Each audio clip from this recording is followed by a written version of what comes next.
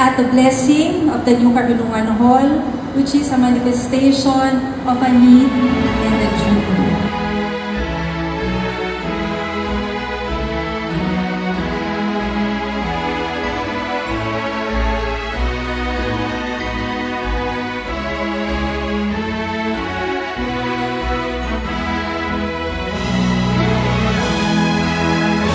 The SETI Medical Center, while only a simulation, will bring the real hospital setting and provide training to our future CEPICEN nurses.